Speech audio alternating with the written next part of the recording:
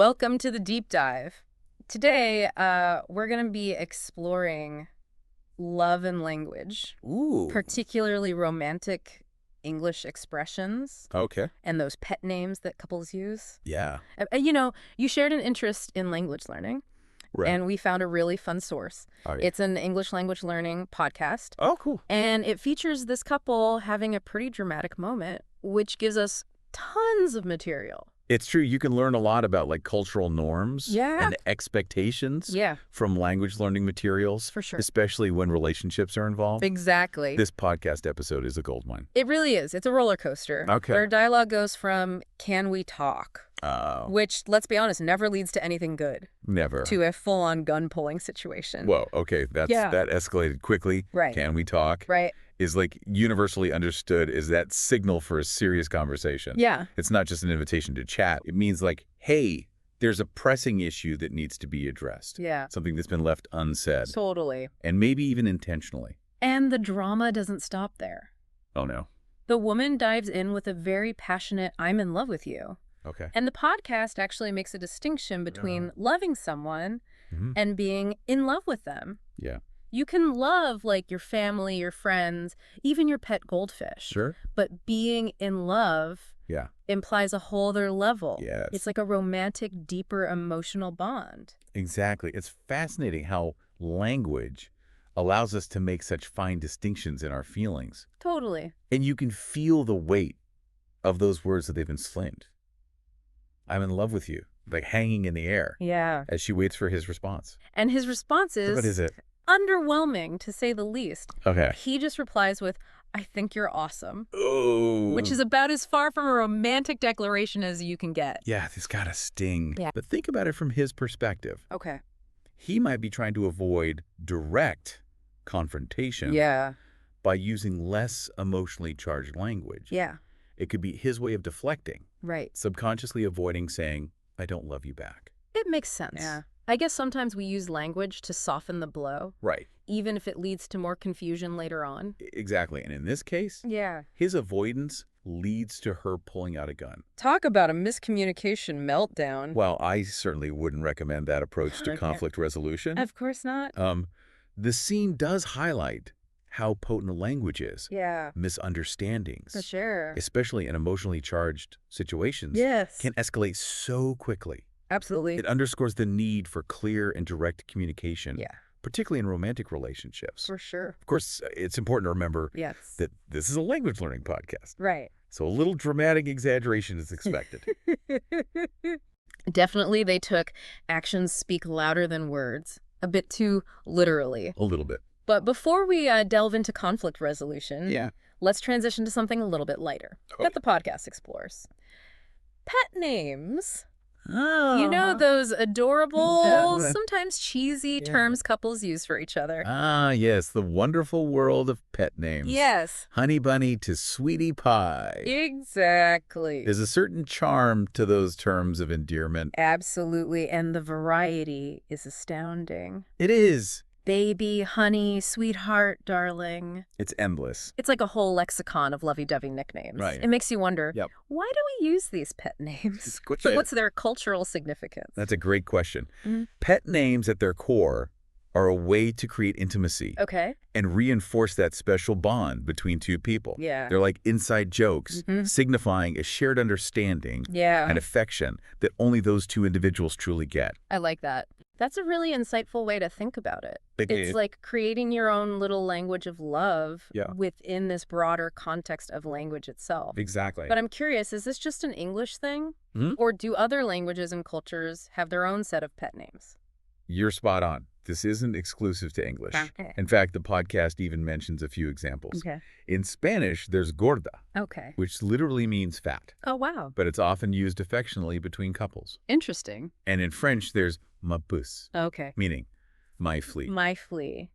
That's an interesting term of endearment. It is. It definitely highlights the diversity and sometimes quirkiness Yeah. of these expressions of affection across cultures. What I find fascinating is that the literal meaning often gets lost Yeah. in the context of a relationship. Right. These terms, Mm-hmm. however odd they might seem on the surface, Right. become shorthand for love, tenderness, and playfulness. Yeah. They evolve to carry a meaning unique to that specific couple. Totally. Almost like a secret code. That's such a cool way to put it. Thanks. It's like these pet names become infused with a special meaning. Yeah. That only they understand. Exactly. It really highlights how language isn't just about conveying information, but about forging connections and expressing those deeper emotions that bind us together. Precisely. And the way these pet names evolve and adapt within a relationship speaks to the dynamic nature of language itself. It's constantly shifting and changing based on how we use it. Yeah. Reflecting the ever-evolving landscape of human connection. Totally. It's amazing how language can be both deeply personal and universal at the same time. Yeah. Like we create these intimate codes with pet names, Right.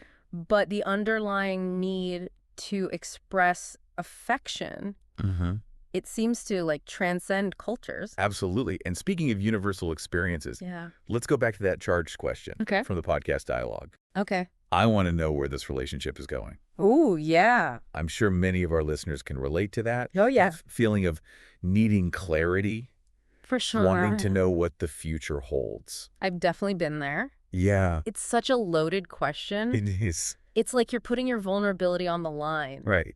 Hoping for reassurance and a shared vision of the future. Yeah. And the way the woman phrases it in the podcast is so direct. It is. So honest. It's a great example of how we use language to explore those uncertain areas of a relationship. Yeah. What's interesting is that the podcast points out how this phrase can apply to other situations too. Okay. Like you could ask, where is this going? Yeah. About your career path. Right. A confusing movie plot. Yeah. Or even a DIY project gone wrong. Oh, yeah, for sure. Yeah. That's so true. It highlights how a single phrase can be adapted. Right. To express uncertainty or a desire for clarity in all sorts of contexts. Exactly. It makes me think about how we often use metaphors borrowed from relationship language to describe other aspects of our lives. That's a keen observation. Yeah. Think about how often we hear phrases like hitting a roadblock in a project or reaching a crossroads in a career. Yeah. It seems we instinctively turn to relationship language to make sense of turning points in our lives. And then there's that moment in the podcast where she says, maybe it's just time we.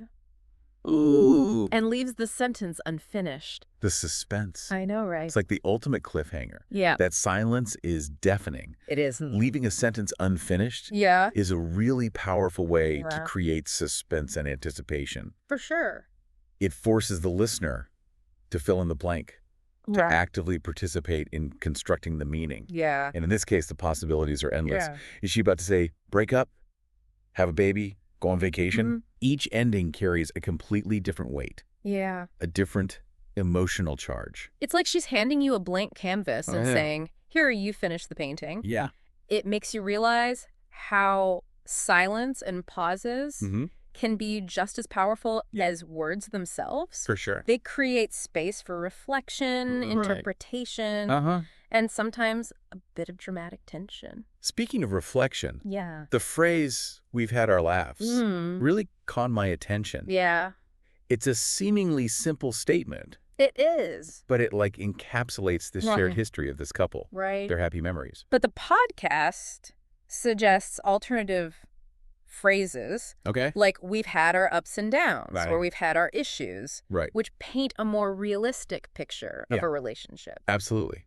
It injects a dose of reality. Yeah. Acknowledging that relationships aren't always sunshine and roses. Right. They involve challenges, disagreements, moments of frustration. Exactly. It's important to recognize those complexities. It is. After all, the true strength of a relationship lies in how you navigate those less than perfect moments. It's that resilience. Yeah. That ability to weather the storms together. For sure. That often deepens the bond between two people. Totally. It reminds me of the Japanese art of kintsugi. Oh. Where broken pottery is repaired with gold. Okay. Highlighting the cracks as part of its beauty. Yeah. Similarly, the challenges we face in a relationship can ultimately make it more beautiful. Yeah. More resilient. That's a beautiful analogy. Right. Just like those golden cracks in kintsugi pottery, the challenges we overcome in relationships can become sources of strength and resilience. Absolutely. But speaking of things that are beautiful, can we circle back to those charming pet names for a moment? Of course. I'm particularly interested in the cultural variations that the podcast touched upon. Like the Spanish gorda and the French ma pousse are perfect examples of how terms of endearment can seem strange or even off-putting for sure to outsiders, yet carry a deep sense of affection within a relationship. Exactly. It's true. I mean, who would have thought that calling your significant other my flea could be considered romantic? Right. It really highlights the power of context and shared meaning. Exactly. Yeah. Those pet names, no matter how bizarre they might sound to others, become imbued with a unique significance for the couple. Right.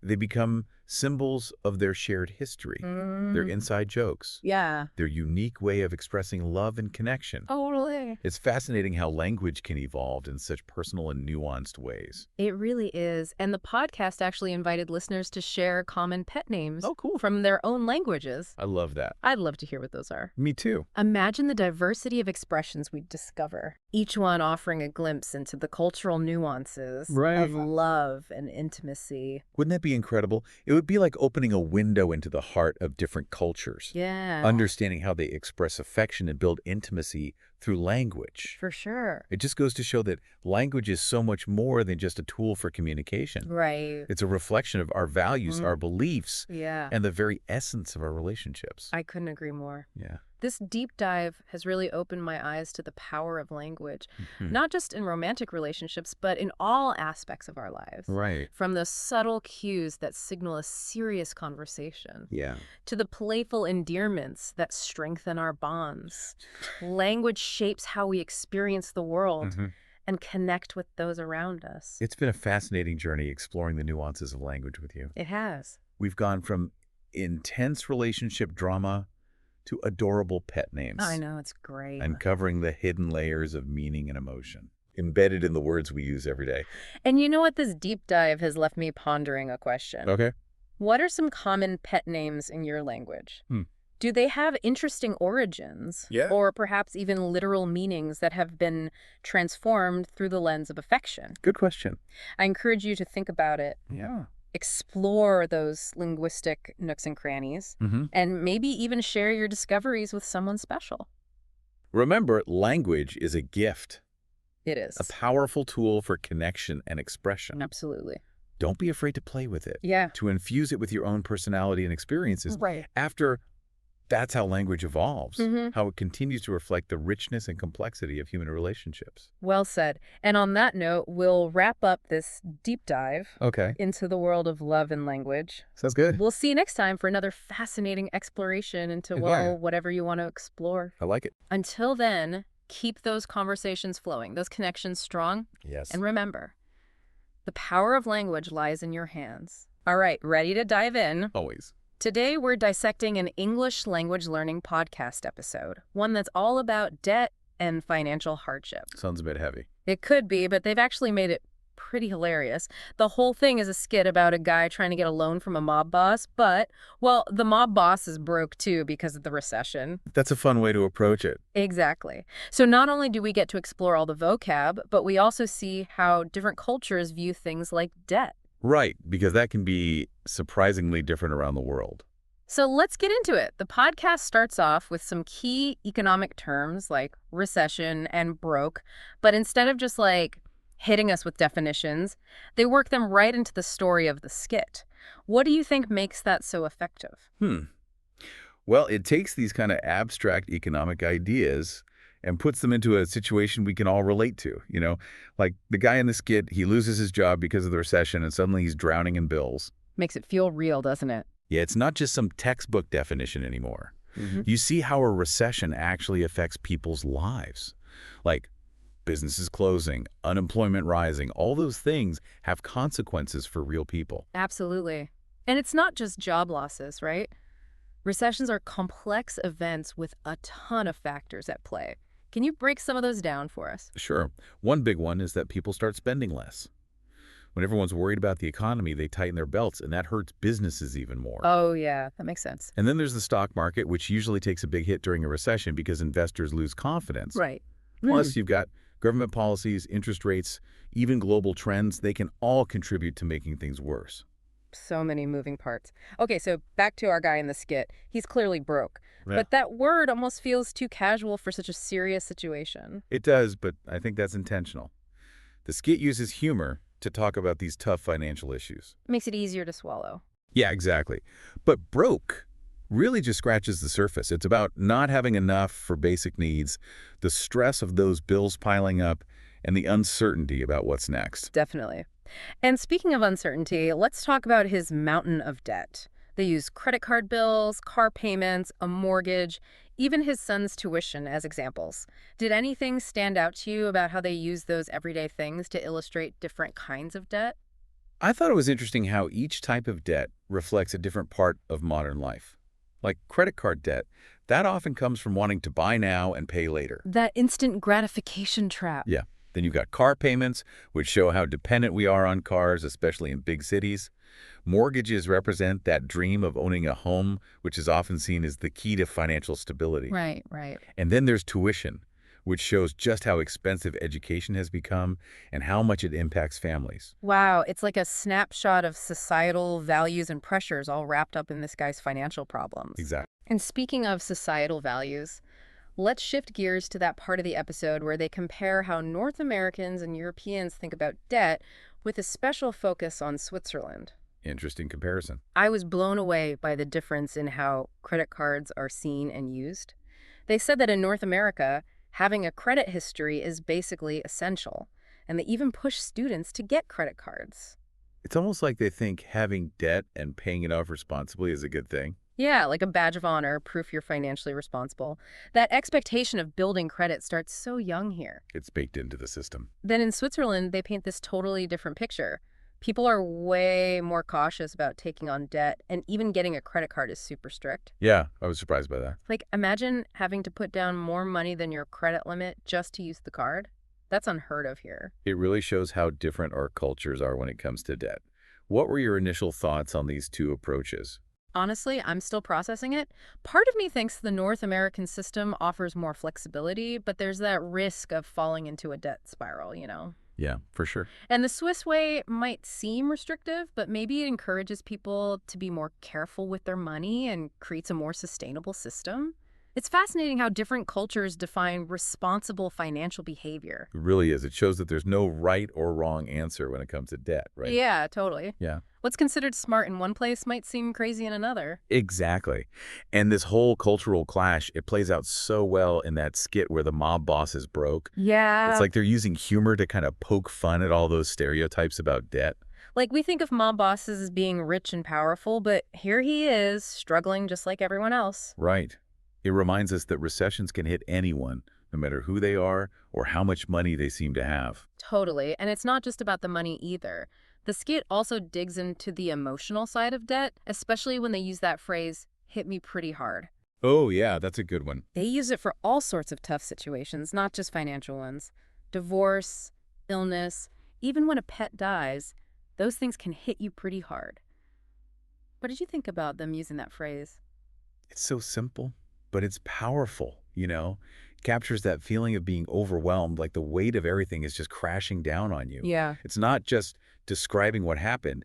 It's about the emotional impact, how deeply it affects you. Yeah, totally. And by using it for all these different situations, they're showing that even though our problems might be different, we all have that same vulnerability. We all go through those tough times. We're all human, right? Exactly.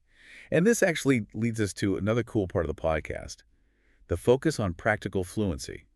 They highlight phrases like, "What can I do for you?" "I'm sorry to trouble you," and on top of all that, phrases that we use all the time. Yeah, they did a great job with that. They didn't just tell us what the phrases mean. They gave real examples and then showed us how they're used in the skit. Like a mini lesson on conversational English. Yeah, but focused on how to talk about difficult topics like debt and hardship. Which can be awkward, right? Totally. Yeah. And I especially liked how they showed us how to use those phrases to express empathy, you know, how to show someone you understand what they're going through. Yeah, that's so It's important. all about building that connection, showing you care. Those phrases are like tools for having real conversations. That's what language is for, isn't it? Exactly. Connecting with people, sharing experiences, and navigating all the messy parts of being human. Couldn't have said it better myself. And I think the podcast does a fantastic job of weaving together language, culture, economics, even emotional intelligence all in one. It's pretty impressive. Yeah. Shows how language can do so much more than just give information. It can bridge cultural gaps and help us understand each other better. So true. Okay, we've covered a lot, from those tricky economic terms to the emotional toll of debt and the power of language to connect. What do you think are the biggest takeaways for our listeners? Well, first of all, I think it highlights how important cultural context is when we're trying to understand how people behave with money. What might seem irresponsible in one culture can be totally normal in another. Makes you want to be less judgmental, right? Exactly. It's about being curious and trying to understand the why behind those different approaches. Love that. And secondly, I think it shows that language is about so much more than just words and grammar. It's about expressing emotions, building relationships, and bridging those cultural divides. It's like language learning isn't just about memorizing stuff. It's about understanding ourselves and the world around us. Exactly. It's about seeing things from different perspectives. Totally. And it all comes back to that thought-provoking question the podcast asked at the end. You know, if you could design a financial system, what parts of the North American and European models would you use to encourage people to be responsible with their money? Ooh, that's a tough one. It is. Like, how do you find that sweet spot between economic growth and individual well-being? What are your first thoughts? Well, I think financial literacy is huge. We need to start teaching kids about money from a young age. Yes. Like, make it as basic as learning your ABCs. If everyone understands how money works, they can make smarter choices. I love that idea. And maybe we can learn a thing or two from that European caution around debt. Yeah, definitely. It doesn't have to be as strict as the Swiss system, but maybe we can find ways to encourage people to think twice before spending or borrowing. Totally. And what if we made saving money more appealing? Like, what if it was seen as cool and trendy instead of something only old people do? Now, that's a campaign I can get behind. It's amazing how this English language learning podcast has sparked such a deep conversation about economics, culture, and personal responsibility. Right. It just goes to show you can find amazing insights in the most unexpected places. Well, this deep dive has definitely given me a lot to chew on, both about my own finances and how I approach language learning. Me too. I hope our listeners feel the same way. I'm sure they do. It's been great exploring all this with you. Likewise. And until next time, keep learning, keep asking questions, and keep diving deep into the fascinating world of language and culture.